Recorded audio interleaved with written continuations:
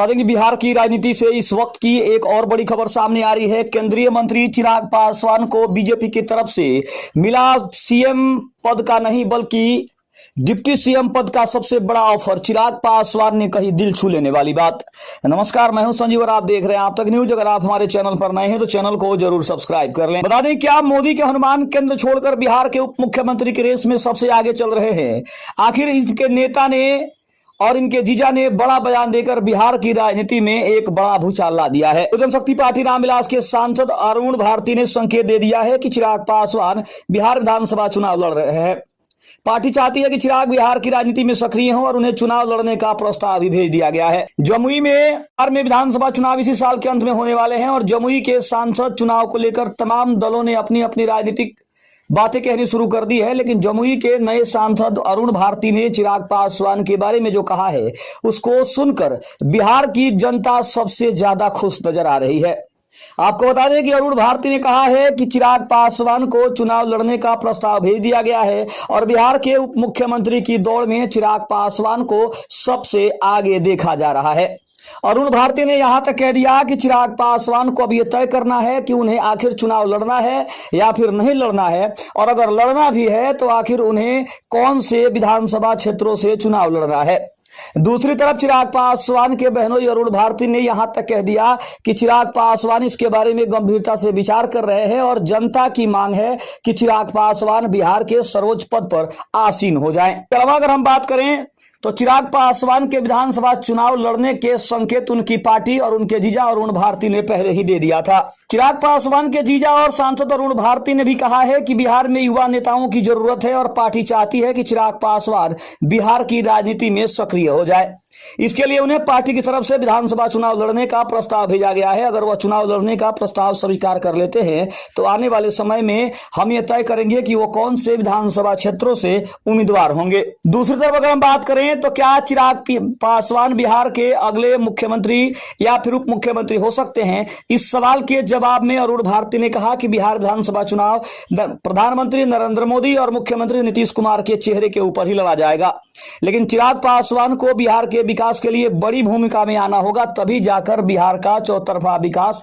हो सकता है। और लोगों की जो उम्मीदें चिराग पासवान से है वो उम्मीद तभी पूरी हो सकती है जब चिराग पासवान बिहार के सर्वोच्च पद पर बैठे। बता दें कि चिराग पासवान ने कुछ दिन पहले ही कहा था कि वह बिहार की राजनीति में लौटना चाहते हैं, बिहार उन्हें बुला रहा है, वो केंद्र की राजनीति नहीं करना चाहते, जिसके बाद से तमाम तरह के कयास लगाए जाने लगे थे कि क्या चिराग पासवान 2020 के विधानसभा चुनाव की तरह ही 2025 में एक बार फिर से बिहार के मुख्यमंत्री नीतीश कुमार के लिए राह का सबसे बड़ा रोड़ा बनेंगे।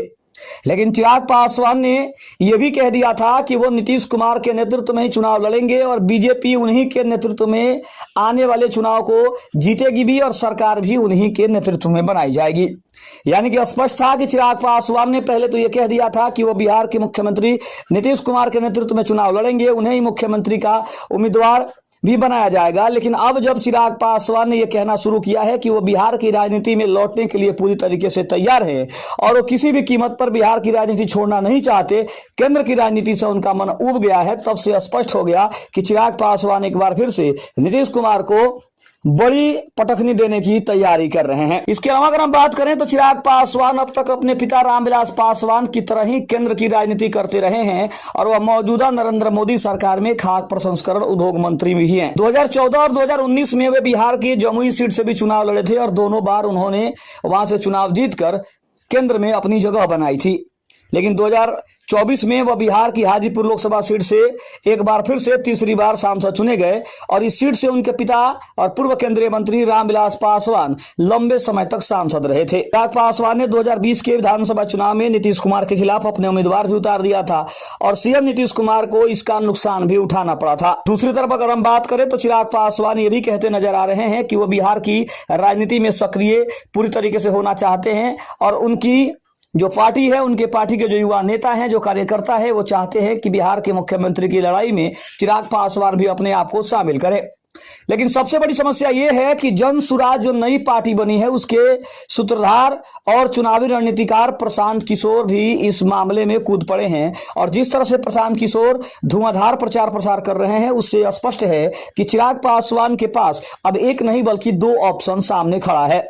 पहला ऑप्शन कि वो एनडीए का अभिन्न हिस्सा हैं, और दूसरा ऑप्शन ये है कि अगर एनडीए किसी भी कारणवश उनको उनके मन मुताबिक सीटों का बंटवारा नहीं करती है, उनके मन मुताबिक विधानसभा क्षेत्रों का चुनाव वो नहीं करती है, तो चिराग पासवान के पास ऑप्शन ये भी है कि प्रशांत किशोर चिराग पासवान के बहुत अच्छे दोस्त भी हैं, और इस नाते चिराग पासवान प्रशांत किशोर के साथ जा सकते हैं। दूसरी तरफ अगर हम बात करें तो प्रशांत किशोर के जो आंकड़े हैं सर्वे में, वो बिहार के पहले उप मुख्यमंत्री की अगर हम बात करें, यानी कि नेता प्रतिपक्ष तेजस्वी यादव की, तो नेता प्रतिपक्ष तेजस्वी यादव के बाद दूसरे नंबर पर बिहार के मुख्यमंत्री के पद के लिए उस सर्वे में उन्होंने अपना स्थान बनाया है, और चिराग पासवान को मात्र 7.5% ही वोट मिला है बिहार के मुख्यमंत्री बनने का। तो यहां भी एक प्लस पॉइंट ये है कि अगर बिहार में महागठबंधन या फिर एनडीए की सरकार न बनते हुए अगर प्रशांत किशोर की सरकार बनती है, तो चिराग पासवान के पास ऑप्शन है कि वो प्रशांत किशोर के साथ जाएं और बिहार के उप मुख्यमंत्री के लिए उनकी दावेदारी हो सकती है। यानी कि देखा जाए तो चिराग पासवान के हाथों में लड्डू है, चाहे वो दाहिने हाथ में हो या फिर बाएं हाथ में, क्योंकि अगर एनडीए की सरकार बनती है तब भी उनको उनके मन मुताबिक भूमिका मिलेगी, इसमें कोई दो राय नहीं है। अगर किसी कारणवश एनडीए की सरकार न बने और प्रशांत किशोर यानी जनसुराज की सरकार अगर बिहार में आए, तो वहां भी अगर देखा जाए तो चिराग पासवान को बड़ा फायदा होता दिखाई दे रहा है, क्योंकि प्रशांत किशोर और चिराग पासवान एक तो अच्छे मित्र भी हैं, दोनों एक दूसरे को काफी अच्छे तरीके से जानते भी हैं, समझते भी हैं। दोनों बिहार में युवा हैं, और युवाओं की सोच को आगे बढ़ाते हुए इन दोनों नेता बिहार को और आगे तक लेके जाने की जो उनकी सोच है, बिहार के शिक्षा के स्तर को ऊंचा करने की जो सोच है, इसको देखते हुए कहीं ना कहीं दोनों के बीच का जो सामंजस्य है वो बिहार की राजनीति में काफी ज्यादा